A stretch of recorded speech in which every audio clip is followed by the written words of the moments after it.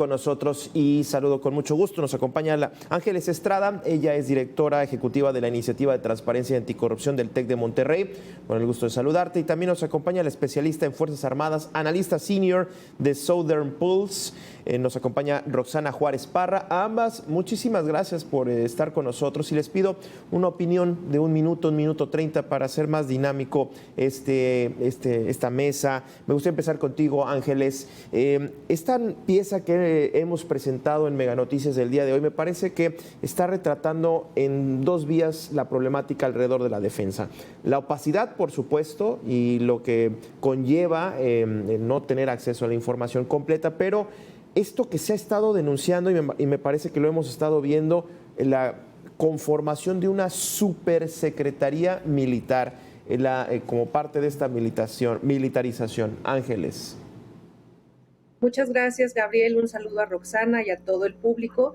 Gracias por la invitación. Bueno, efectivamente, lo que hemos visto a lo largo del sexenio anterior, y bueno, parece ser que va a ser lo mismo en este sexenio, es el poder que ha ganado el Ejército, las Fuerzas Armadas, respecto de las contrataciones públicas.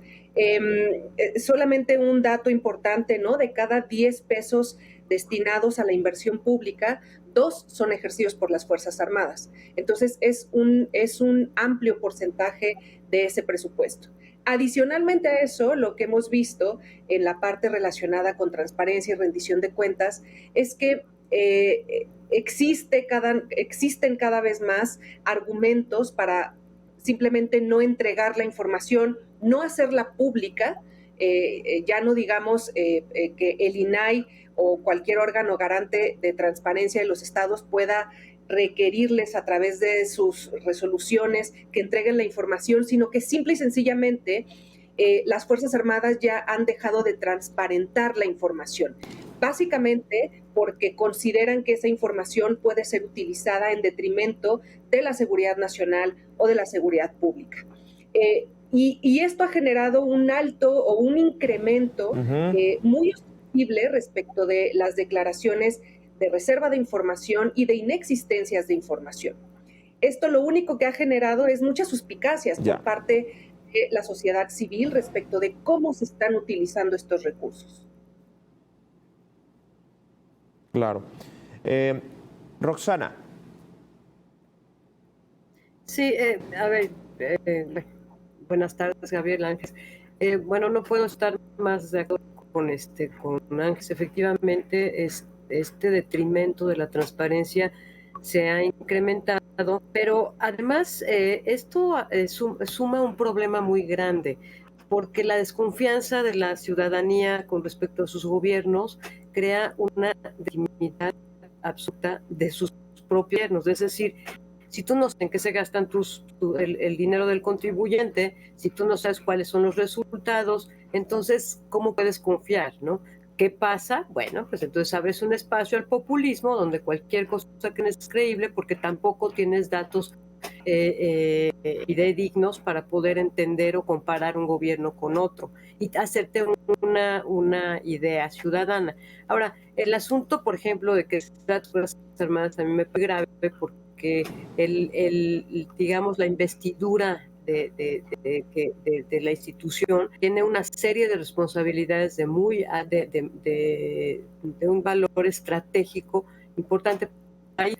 Entonces sí es difícil entender que esta falta de transparencia, que además involucra un vínculo a la corrupción, la propia institución se vea vulnerada porque la corrupción, bueno, pues, a lo mejor el comandante está involucrado en actos de corrupción, pero no toda la gente, y los sistemas anticorrupción precisamente protegen al ciudadano y protegen a la sociedad en general de actos ilegales, ¿no? Déjenme detenerme hablando es que esta secretaría, la defensa, yo siempre, cada vez que me toca cubrir algún evento al interior de una comandancia o en la zona militar, es como entrar como a otro mundo, como a otro planeta.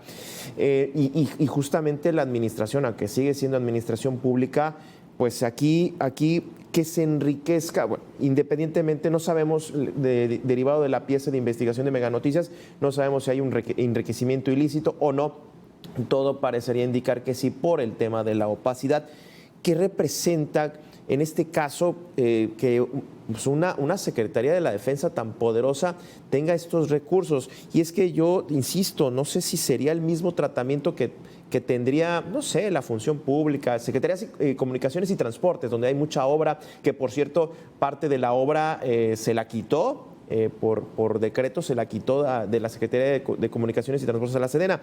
Y a lo que quiero llegar, Ángeles, no sé si sería el mismo tratamiento en caso de que hubiera una especie de enriquecimiento ilícito, sobre todo por el tema del mando, de la cadena de mando. No lo sé, a esta parte, ¿cómo lo ves, Ángeles?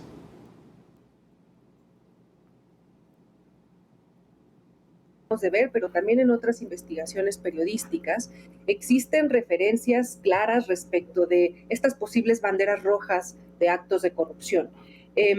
Adicionalmente a eso, la propia Auditoría Superior de la Federación ha generado varias observaciones a las que no se les ha dado seguimiento respecto del mal uso de recursos públicos o respecto de la opacidad en el uso de los recursos públicos. Entonces, todo parece indicar que por ahí va.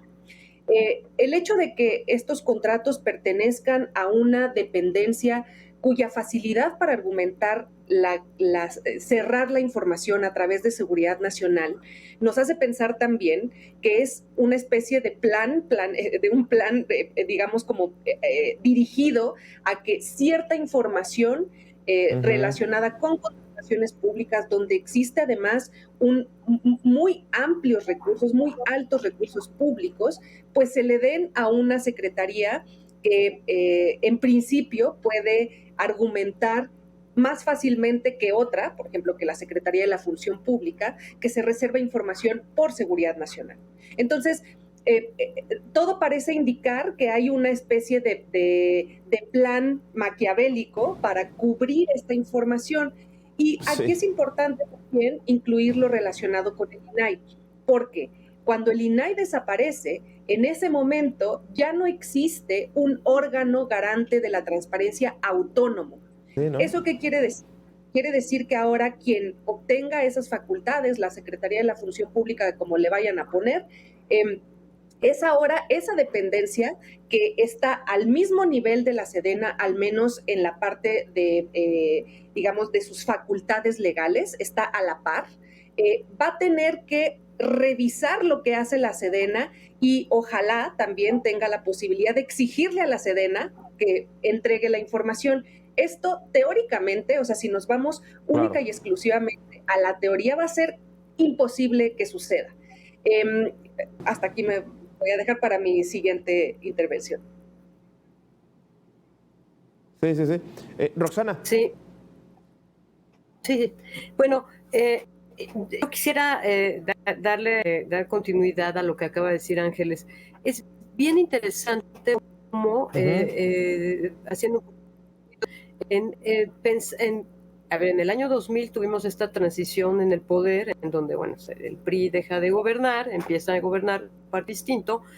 Tenemos 12 años con estos partidos políticos, pero en el 2000 hicieron una serie de cuestiones que acudían al tema de la transparencia, la rendición de cuentas. Inclusive Fox intentó hacer un servicio civil de carrera, que sería lo ideal en este país para que salgamos de este cuatismo de ineptitud y esto. Lo más importante es que en 2010 se creó una cosa que se llama Sistema Nacional Anticorrupción, que involucra cuestiones de transparencia, cuestiones de licitaciones, etcétera, etcétera. Mira, algunos datos nada más, Gabriel y Ángeles, que a mí me gustaría compartir, es que de 140 líneas de acción, claro. Por ejemplo, 92 líneas de acción son responsabilidad del gobierno federal. Solamente 20 fueron tomadas en cuenta desde el 2016. O sea, digamos que el sistema está joven. El problema es que en el año anterior y en este yo no veo qué tanto van a retomar esto. Si uno revisa los programas seccionales, por ejemplo, del sexenio anterior y de este, apenas se hacen mención del combate a la corrupción. Prácticamente es un tema abstracto, de la forma en que lo abordan y muy breve. Entonces estamos hablando de que quedaron, fíjate, pendientes por lo menos 78% de las acciones de este sistema están pendientes. Mira, nada más para darnos una idea, el eje 1, que significa combatir la corrupción y la impunidad, que tiene una serie de líneas de acción, solamente 3 de 35 líneas fueron atendidas. El 2, que es combatir la arbitrariedad y el abuso del poder, solo 4 de 44, promover la mejora de la gestión pública, 11 de 36, involucrar a la sociedad del sector privado, 2 de 25. Entonces, no estoy impulsando el sistema de transparencia, menos contra la corrupción, y esto permea en todas las instituciones, pero las Fuerzas Armadas es una institución muy especial. Son instituciones especiales. Y no sé si coincidirás, Ángeles, pero parecería que el discurso del combate a la corrupción solo es eso, ¿no? Solo es discurso traducido en acciones específicas, en reformas, instituciones más fuertes, más con mejores, dientes y uñas para poder combatir la corrupción, para poder investigarla. Yo revisaba hace poco el tema de las fiscalías anticorrupción y muchas de estas fiscalías tienen 1, 2 o 3 abogados que apenas se dan abasto. Digamos que eso es como, quiero aparentar que hago, pero realmente no hago. No sé si estarás de acuerdo, Ángeles. Completamente de acuerdo contigo y con Roxana, pero y además es muy visible digamos, políticamente para ellos, para el partido en el poder, quien sea que sea, es muy redituable políticamente señalar que se apoya al Sistema Nacional Anticorrupción o que se apoya el combate y la prevención a la corrupción, pero cuando ves en hechos qué es lo que está sucediendo, y me voy a ir directamente, específicamente a la parte de los recursos públicos que se les destinan al Sistema Nacional Anticorrupción, a la Secretaría Ejecutiva, por ejemplo, del Sistema Nacional Anticorrupción, al INAI, entre otros órganos que conforman este sistema, pues te das cuenta que en realidad lo que se requiere o lo que a ellos les interesa es el producto político que se le puede sacar a la temática, porque el compromiso real de la implementación de los principios de un sistema anticorrupción no se están presentando, simple y sencillamente porque no les dan recursos. Entonces ahogan a las instituciones con obligaciones, con facultades, con requisitos, con informes, pero no les dan los suficientes recursos para que puedan sobrevivir y sobre todo implementar las políticas anticorrupción. Claro. Para cerrar, Roxana, me gustaría, se habla de la posible, bueno, no posible, ya para qué lo digo posible, va a desaparecer los órganos autónomos y con ello van a barrer al INAI. Es altamente probable que suceda esta semana o la próxima. ¿Cuál es el riesgo que vemos frente a este caso de la Secretaría de la Defensa en el que pues se argumenta, esto es, ¿cómo se llama? Seguridad nacional, no podemos dar datos y adiós, ahí nos vemos. Si de por sí ya la Sedena, la Defensa, incumple con las solicitudes de información, pues ahora menos sin órganos garantes, Roxana. Pues mira, Gabriel, yo creo que pusiste el dedo porque el problema ha sido precisamente que no se ha podido en el país consolidar no solamente la democracia, ya olvídate de eso, el Estado de Derecho, con lo cual tú tendrías relaciones civiles militares donde se supone que los civiles tendríamos que tener una participación preponderante sobre las Fuerzas Armadas respecto a programas, planes, etcétera. ¿Cuál es el problema de los civiles en México, de las instituciones civiles? Primero, que nunca el Estado de Derecho está hecho pedazos. Y segundo, que cómo vamos a poder nosotros ser un reflejo de honestidad y de verticalidad para los militares, una inercia que a ellos los está acabando, porque cuando hablas de transparencia, cuando empezó el sexenio de Fox, sacaron su libro verde, su libro blanco, etcétera, etcétera. Entonces, que sí, el reflejo de las instituciones observantes, cierto, en términos de las instituciones civiles que se supone que son las que mandan sobre los militares, tendrían ya que erigirse verdaderamente transparentes, ilícitas. Sin embargo, ¿a quién está pasando esto? ¿Qué pasa? Entonces, va a ser un reflejo que los civiles, las instituciones civiles, no tengan un verdadero Estado de Derecho, no la ley no para que el resultado aquí está con las Fuerzas Armadas. Bueno, pues está complicado. Ángeles, Roxana, les agradezco a ambas sus puntos de vista y por supuesto esta reflexión que hacemos aquí en A Debate. Les agradezco. Yo me voy a una breve pausa y regresamos para cerrar.